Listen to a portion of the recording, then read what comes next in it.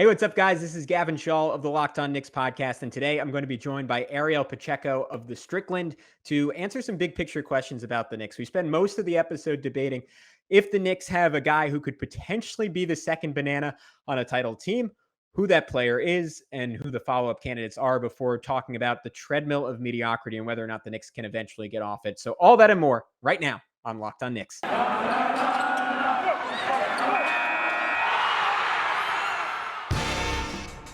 You are Locked On Knicks, your daily New York Knicks podcast, part of the Locked On Podcast Network, your team every day.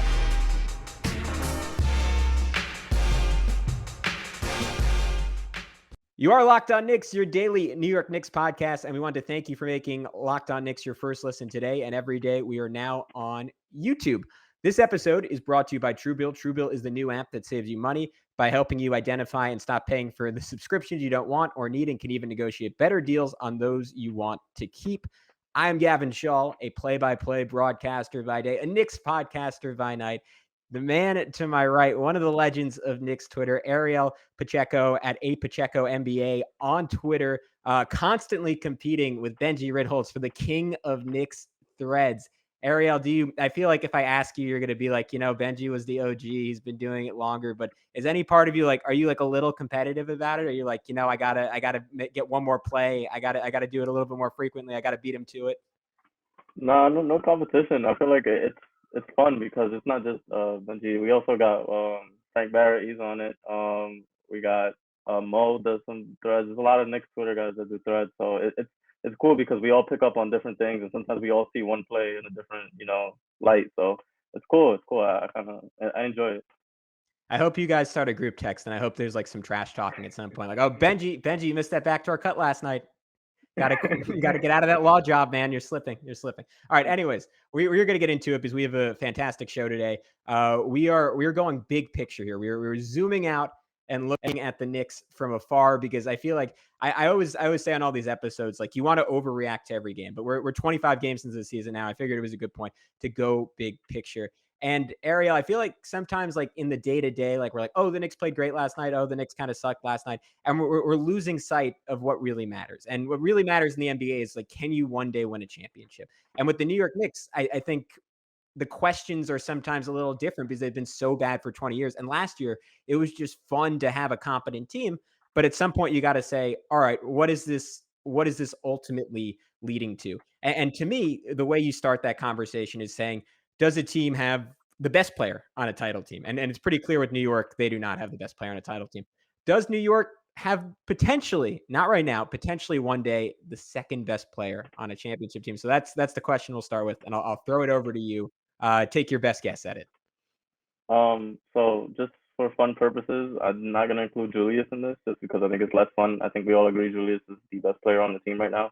So just to make it a little more fun, let me start by mentioning that there's only about 5 to 6 guys who can truly be like a number one option on a title team in the NBA. That list is very short, so that's why Julius is not a shot at Julius or anything. But whatever. Getting on to the number 2 option, I think there's 2 Nick guys that can possibly be in that conversation, and that's IQ and RJ. In my opinion, I think it's more likely that IQ becomes the number 2 option than RJ at this point. I'm personally very high on IQ. I think he has all-star potential. He has elite range as a shooter. He's shown tremendous growth as a playmaker. He's getting in the paint more, taking fewer floaters, more mid-range shots. And he's a very smart defender, and he's becoming a very good defender at the point of attack. I think like an idealized version of IQ is one that's able to leverage his like shooting gravity into easy offense for himself and others. I'd love to see him get more reps as the primary ball handler to get like more of a feel as to like what his ceiling actually can be. It's kind of tough because he's always either on the court with like Julius, who's like almost always the primary ball handler on the court, or he's on there with Burks and Rose, and they get a lot of the reps as well. But I think we're starting to see him not only like pick apart defenses, but he's starting to like manipulate them more, which I think is something that you want from a guy who can possibly be a number 2 option. I think IQ right now, out of all the younger Knicks, I think he has the highest ceiling of the Knicks young core. And I think there's a good chance that he reaches it. Obviously, I mentioned before, I am pretty high on him. Do you agree with that? Yeah, I think I'm with you. So, but I'm gonna zoom out for a sec because I wanted to. Okay. I went through like the last 5 title teams, and I looked at all the teams that. Last year I looked at all the teams that could have won the title. The years before that, I just looked at the teams that actually made the championship, and I was like, all right, who are the second best guys on all these teams? So 2020, kind of a unique year, right? Because Giannis just, I mean, to your point, like you have number ones like the Suns did last year, where it was either Chris Paul or Devin Booker, and then the other guy was Yeah. like sort of a 1A 1B, which means your number one doesn't have to be quite as good. While the Bucks had like a much cleaner pecking order, right? It was obviously Giannis, and that means your number two could be Chris Middleton. I was looking at that and I was like, well, Julius Randle could sort of be Chris Middleton, but we'll circle back to that. The other teams that Mhm. could have won if there weren't injuries, James Harden was the number two on the Nets, Paul George the number two on the Clippers. So that's a high bar. The Knicks don't have anyone that good. 2019, the number one guy or the number two guy was Anthony Davis. The Knicks don't have anyone like Anthony Davis. I'm not even going to go over the Heat because I don't think they really had a shot that year. 2018, the number two guy, Kyle Lowry. Again, Randall, maybe just like a notch below that. The number two guy in the Warriors was either Steph Curry or Kevin Durant. And then you can go back the last 3 years. It was Steph Curry or Kevin Durant. And for the Cavs, it was Kyrie Irving. So I look at that as the benchmark and I say it's pretty unlikely that the Knicks have that dude on their roster. But that's not the Yeah. question. The question is who is most likely on the Knicks roster. So I want to next segment I want to circle back and have a Julius Randle conversation for a second. But Ariel, I'm in agreement with you that Emmanuel Quickly is that guy out of the younger players. Just because he made really significant improvements this year. And I think an underrated aspect of all this is quite literally the best part of his game last year, outside of obviously the pull-up three-point shooting, was his foul baiting, right? His ability to manipulate Yeah. defenses and get to the line. And because of the changes in the rules, that part of his game has almost entirely gotten wiped out. Right? Like every once in a while, like at the end of the Spurs game, you saw him let like a defender just ran into him because he took a hard stop. Like he still has that craft, but he just can't go to it as much because like the Trae Young BS does not fly in the NBA anymore. And despite that, like there's an argument that like, all right, he could have taken a step back because of that, but he's made a pretty significant leap, right? Last Mhm. season, he was in the 10th percentile in the entire NBA, according to Cleaning the Glass, as a 2 point range scorer in terms of his field goal percentage. This year, all the way up to the 45th percentile, and we've noted it, right? The ability to, instead of relying solely on floaters, to get all the way to the rim and developing like an Ariel, you know this better than anyone else because you're pinning these plays every single night, like a little bit of a mid-range game. Like had that dirty little turnaround over Doug McDermott the other night. And every Yeah. game I'm getting more and more excited because we're seeing like something new in his bag. And this is a guy a year ago we were sort of questioning, well, is his release fast enough? Like, is he ever going to have a mid-range game? But he has so much craft and so much touch that he can get there. But I'm with you. Like the thing to focus on is the deep shooting and how can he leverage that to create for others. And it's like it's sort of the Steph Curry effect. If you can hit from 30 feet and you're quick as anyone in the world, no pun intended, you are going to be able to create a whole lot of points. But I think what I want to throw back to you here is how do you see him doing that against starters? Because to me, like as he's gotten more time, like I don't want to say like exposed is far too strong of a term, but it's clear like it's a little bit more difficult, which inevitably it was going to be. But against bench guys, it looked easy. And like for me, I was sort of like salivating, like, wow, like how good is this guy today? And then against starters, there's clearly an adjustment period. But with a young guy, that's not a cause for concern, but it is interesting in terms of his evaluation. Yeah, I think it's just like I mentioned earlier, you just need to see more reps with it. It's a higher level of competition than it is against bench lineups, and with the bench lineups, he also does have the cushion of like he's also out there with other playmakers. Which in the starting lineup, he's out there with Julius if he is playing with the starters for the most part, but there's not that level of like okay, I can dish the ball off and there's other playmakers. RJ does it in spurts. Fournier we thought would, but he hasn't done much of it this season. So just overall, I think you want to see more reps from him, see if he's able to show what he's doing against the bench. I'm confident that he can as time goes on. You know, it's easy to forget it's only his second year because he plays so much like a veteran. But yeah, the one thing that I do like about IQ, which I think the starting lineup in general would benefit from, is kind of his like frantic, frenetic pace that he plays with. He's always just running up the court and he generates a lot of early, easy offense, which I think we can all agree that sometimes the Knicks offense bogs down and it's like end of the shot clock. Here's this like tough fadeaway or pull up jumper. So I think there's a lot of like smaller good qualities about IQ that bring out the best in the Knicks in general. And him getting more reps, I think, benefits not only him and his development long term, but I think it would actually help the Knicks win more games now too. Yeah, I'm with you. And I mean, that's kind of what I was excited about what Randall was doing the last few games, where he was bringing the ball up a little bit faster and like creating stuff, because we focus on the transition with this Knicks team, and maybe not enough of like the lack of pace in the half court. But we can continue that conversation. We're going to take a quick break. I want to tell everyone about Truebill. Do you know why free trials renew without your consent? It's a business scam out to get you. Don't let greedy corporations pocket your money. Download Truebill to take control of your subscriptions. Truebill is the new app that helps you identify and stop paying for subscriptions you don't need, want, or simply forgot about. On average, people save up to $720 a year with Truebill, because companies make subscriptions hard to cancel. Truebill makes it incredibly simple. Just link your accounts, and Truebill will cancel your unwanted subscriptions in one tap, and your Truebill concierge is there whenever you need them to cancel unwanted subscriptions, so you don't have to. Don't fall for subscription scams. Start canceling today at Truebill.com/LockedOnNBA. Go right now. Truebill.com/LockedOnNBA could save you thousands a year. Truebill.com/LockedOnNBA.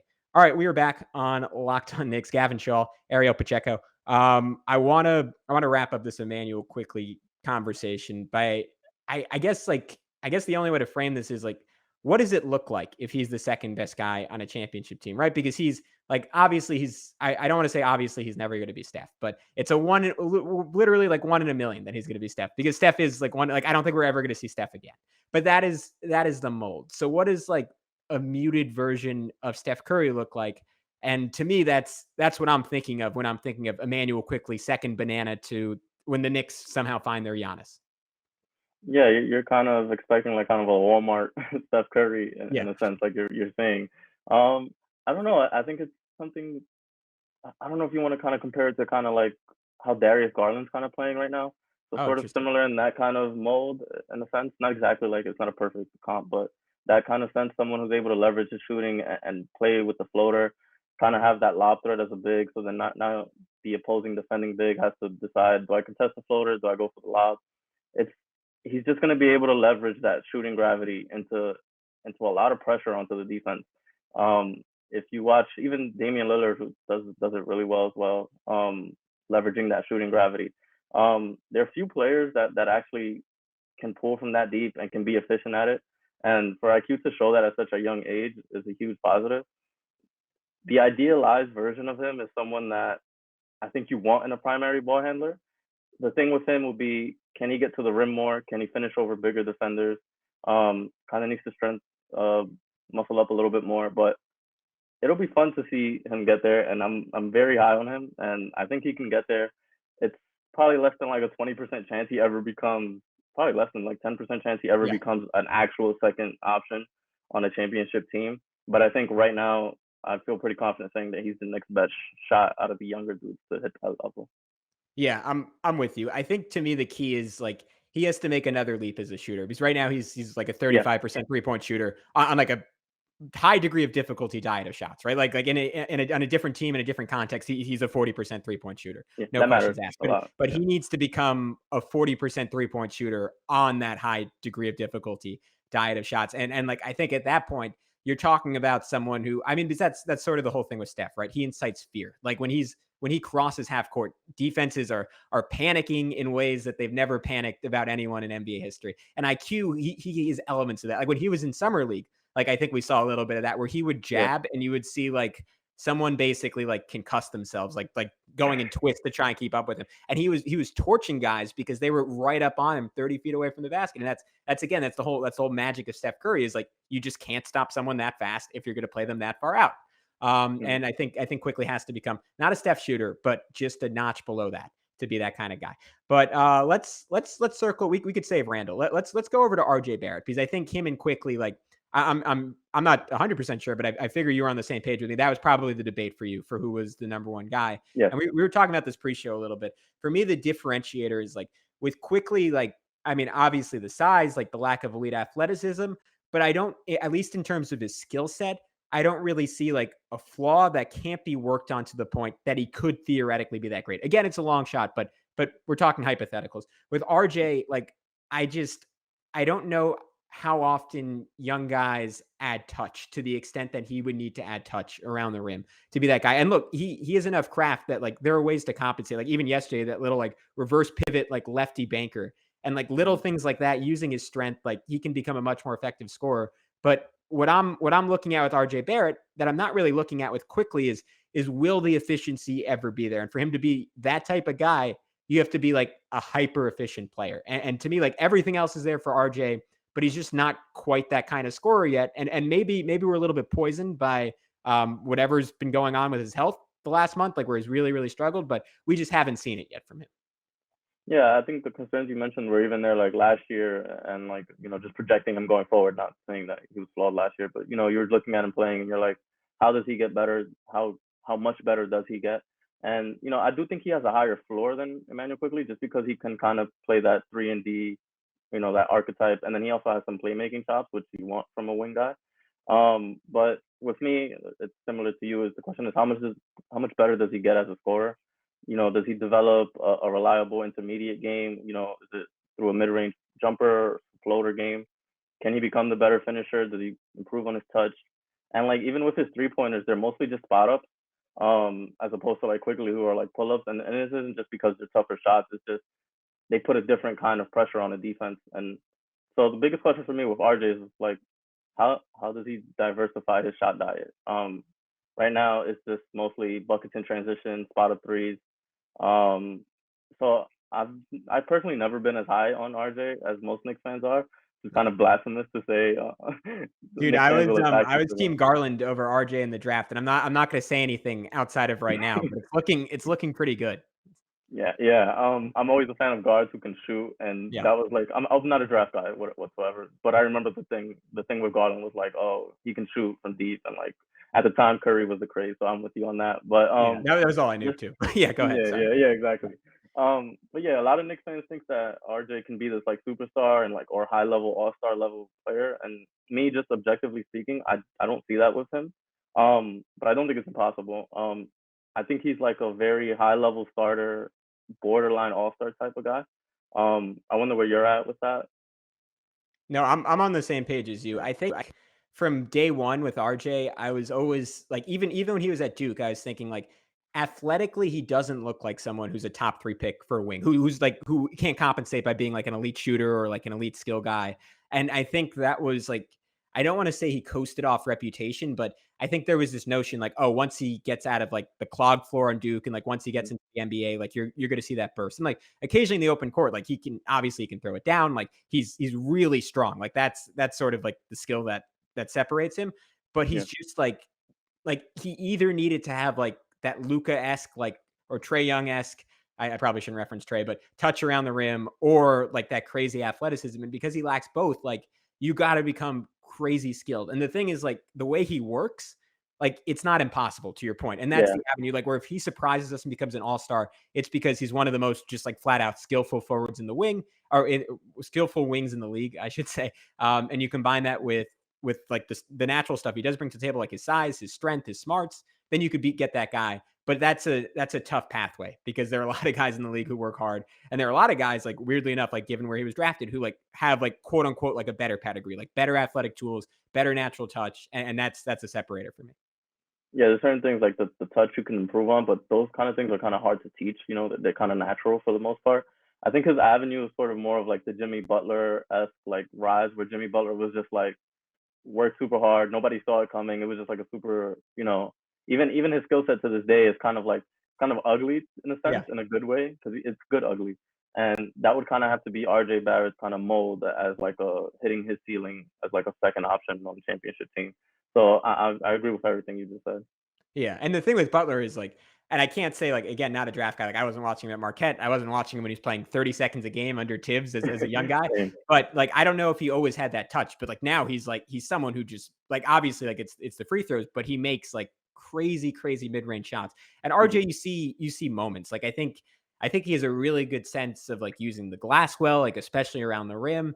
And the thing is like, if we can just wipe out this last month, like that 5-game stretch, like obviously he looked amazing. And the fact that the jumper is as good as it is, that is something like we didn't expect. And like, you want to go like to another avenue, like maybe he becomes like a great shooter one day. Like I find it hard to believe, like given everything we know about him, that he is going to turn the corner to that extent on his jumper. But Ariel, let's take one final break. We'll come back. We'll talk Julius Randle. Maybe we'll talk some of the dark horse candidates.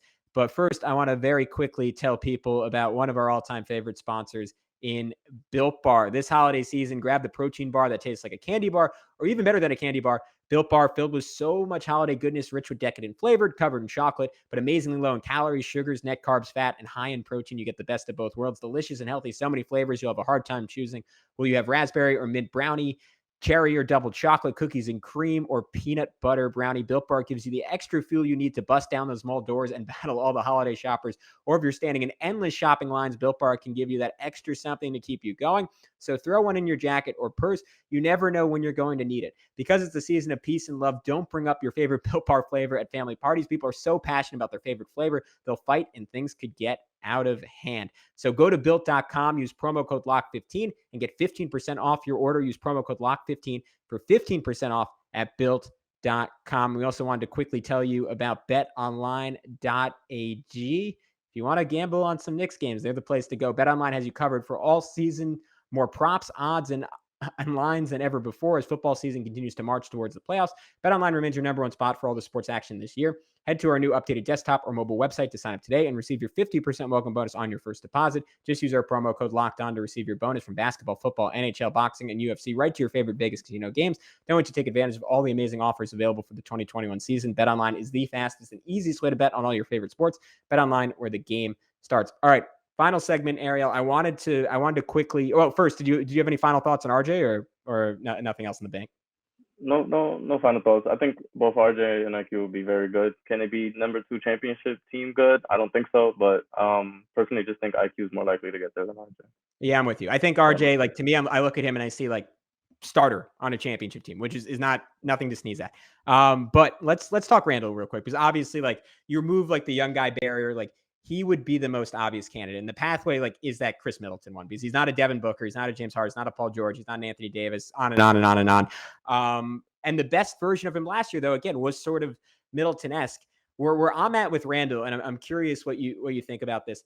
I still I don't really have a gauge what he would look like playing off of a greater star because, and I thought we'd get moments of that this year with Kemba. Like if Kemba was Kemba of old, like the nights when Kemba was cooking, I was like, all right, that's going to be really exciting to see like what Randall can do when a defense is tilted the other way and he catches the ball with everyone scrambling. And unfortunately, because Kemba struggled and Fournier struggled and RJ struggled, like we've essentially gotten none of that this season. And throughout his career, he never really got that, except like you could argue the 1 year with Anthony Davis, but I think AD was injured for a decent amount of that season. And that was just a weirdly constructed team, a weird fit between those two with both of them being bigs.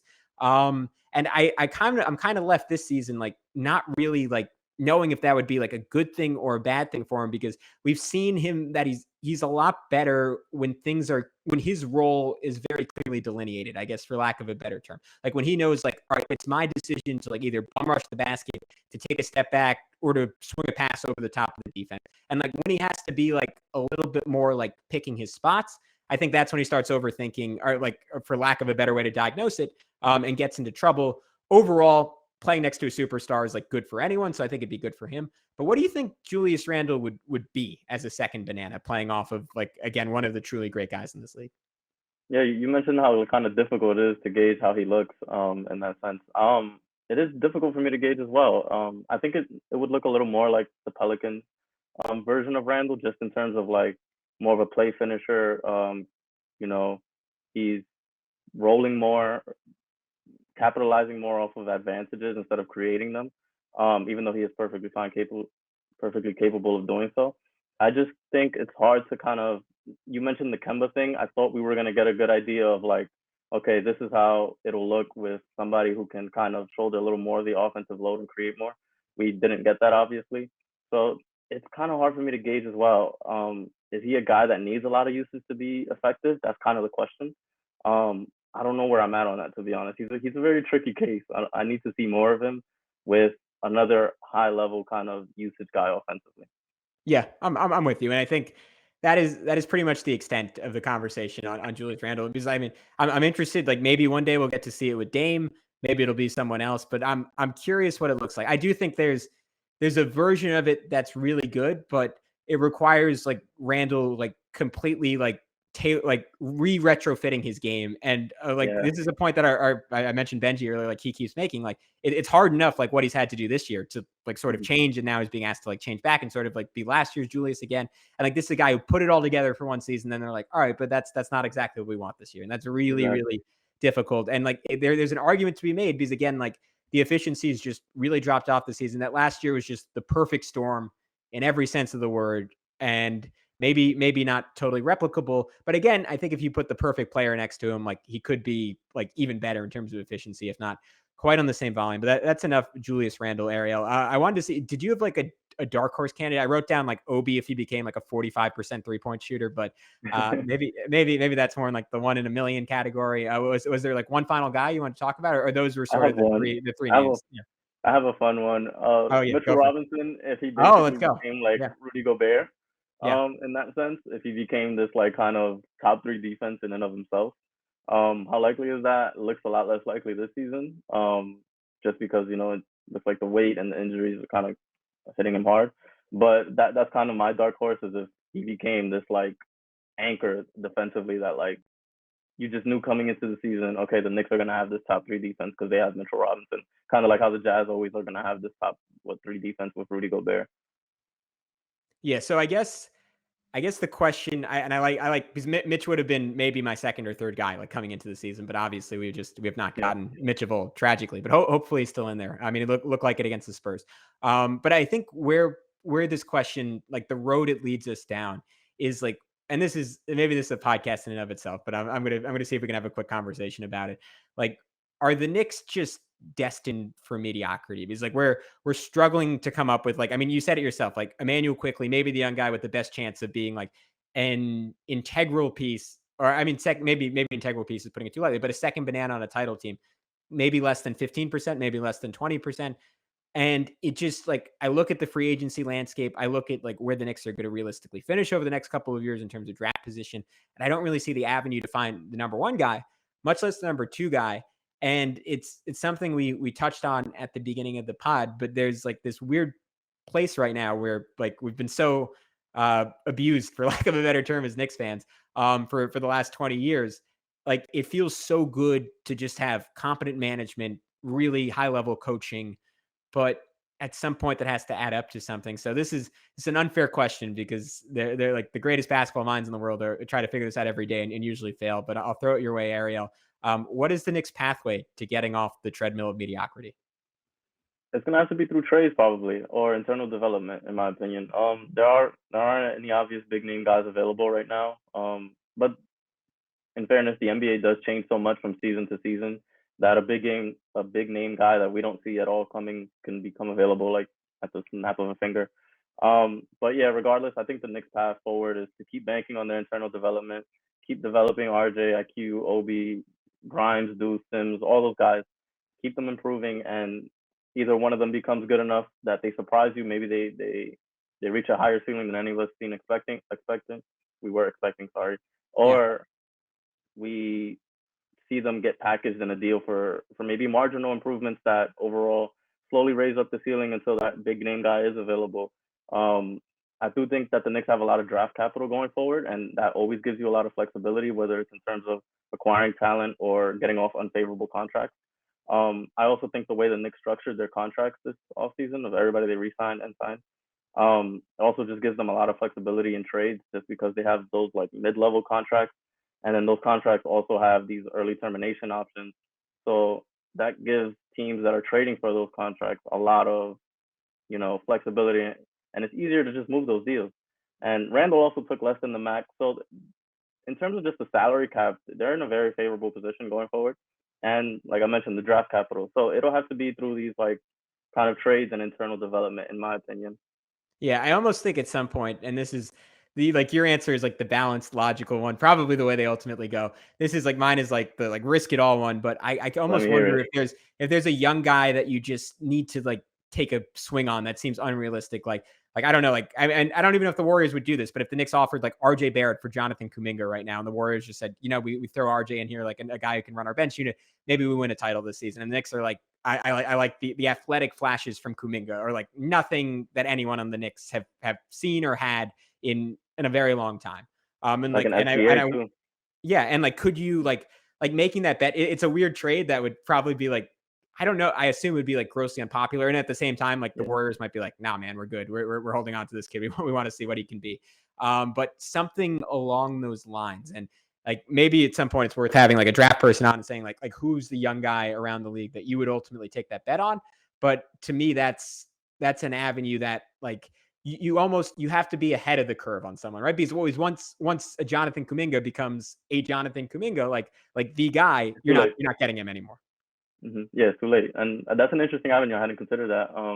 It's a fun one too because there are a lot of young guys in the league that a lot of different people think have that potential, and it's a high risk one because if that guy doesn't pan out, you just lost one of your crucial young pieces. So it's definitely high risk, high reward. So yeah, it would have been interesting if the Knicks, like I was thinking about this today, if they just gone like all in on getting the number 1 pick from the Timberwolves 2 years ago to try and get Anthony Edwards. Like if they're like RJ, 3 future picks, and the Timberwolves were like, well, yeah. Gerson Rosas was busy with other things, so maybe it would have worked out. But all right, final question, because we've had not necessarily pessimism, but I'll say realism for this podcast, Ariel. What's just one element of this team with all the negativity with the team itself that you're just excited about for the rest of the season? You're excited to watch the rest of the year. We kind of just talked about it in general, but just watching the younger guys, get better, improve, just watching the little things, watching them struggle and then figure their way out of it. And just watching them establish themselves from a kind of a nerdy X's and O's kind of standpoint. I'm just curious to see the adjustments that, if we see any, from Tibbs from the season as it continues. Maybe it's a lineup change, a rotation change, the way guys are utilized. But I just love analyzing kind of the thought process that goes into those decisions. But yeah, just mostly watching the younger guys grow.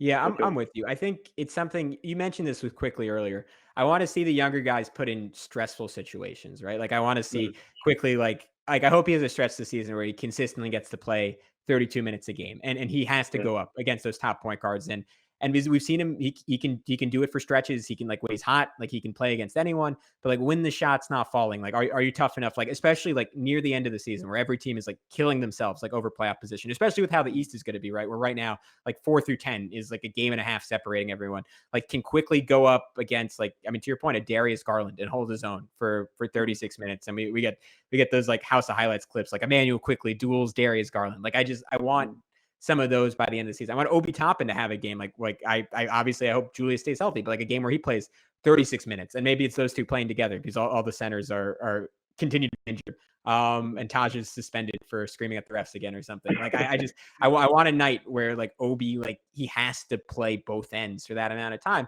And until that point, like, and sometimes like your heart might be broken by that because you're like, oh, this dude just isn't quite as good or quite as ready as I thought he was. But like, we need to know because I feel like with both Obi and IQ, we kind of get to live in this fantasy realm right now. We're like, oh, they're so amazing at bench units. Like they kind of need to like get their butts kicked a couple of times and grow from it.